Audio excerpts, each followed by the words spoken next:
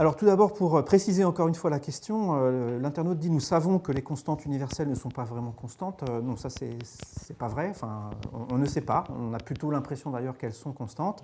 Il y a quelques indications qui disent qu'elles ont pu éventuellement changer. Je vais y revenir tout de suite. La question de base, qui est posée ici, c'est « Les lois de la physique peuvent-elles changer ?» La réponse, elle est oui. C'est la nature qui... Les physiciens, ce n'est pas des gens qui sont en train d'édicter des lois qui sont autorisées ou pas, et puis la nature les suivrait ou pas. Voilà, la nature, elle suit certaines règles, et nous, on est là pour les deviner. Donc peut-être que ce qu'on appelle, nous, les lois de la physique aujourd'hui, ça ne sera pas les mêmes après-demain, et peut-être qu'elles ne sont pas les mêmes ailleurs dans l'univers. Donc la réponse à ça, c'est oui, elles peuvent changer. Maintenant, la question qu'il faut se poser, c'est évidemment, est-ce qu'on peut mettre en évidence le fait qu'elles aient changé? Est-ce qu'on peut mettre en évidence le fait que les lois de la physique aient pu être différentes dans le passé et qu'elles soient différentes ailleurs? Il se trouve que oui, en fait, on peut. Alors, je ne vais pas m'apesantir sur ce que c'est que les lois de la physique, ça pourrait aussi demander pas mal de temps. Donc, je vais vraiment éluder cet aspect-là, mais dans les lois qu'on écrit dans la physique, il apparaît toujours des constantes, des grandeurs qu'il revient de déterminer de manière expérimentale. Par exemple, quand on fait de la relativité, une grandeur essentielle, c'est la vitesse de la lumière. Voilà, c'est vraiment quelque chose qui intervient dans toutes les équations de la relativité. Quand on fait de la mécanique quantique, c'est la constante de Planck. Et ce sont des constantes dans le sens où on la mesure une bonne fois pour toutes, et une fois qu'on l'a bien mesurée, voilà, c'est cette valeur-là qui est valable pour l'ensemble, pour tous les gens qui font de la mécanique quantique.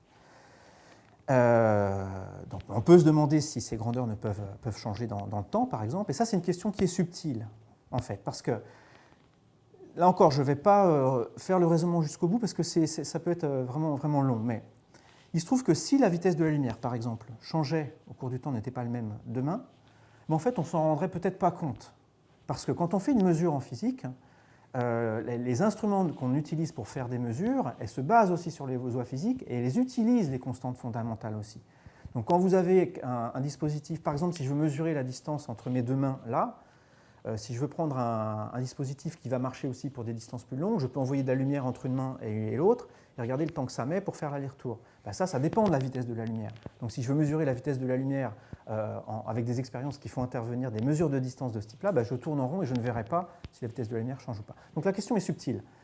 Il y a des gens qui se sont penchés sur cette subtilité et en fait on peut montrer que certaines combinaisons de constantes fondamentales, elles, devraient être fixes. Disons, dans les lois de la physique, on peut mesurer certaines combinaisons de constantes fondamentales et elles, si elles se mettent à varier au cours du temps, ben là il y a un problème. Bon. Il se trouve que ces combinaisons de constantes fondamentales, parmi celles-ci, il y a la constante de structure fine qui intervient dans les niveaux d'énergie des atomes.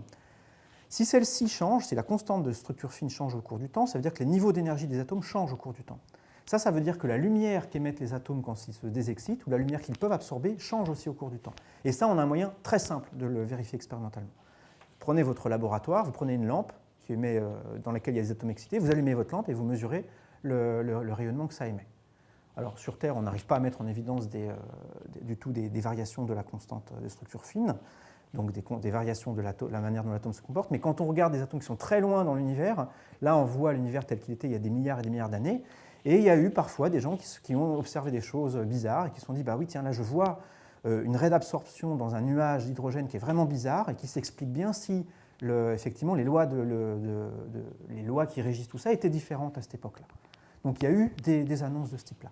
À ma connaissance, toutes ces annonces ont été revues, démenties. On s'est aperçu qu'en fait, il y avait d'autres effets qui pouvaient expliquer ça. Mais la question reste ouverte.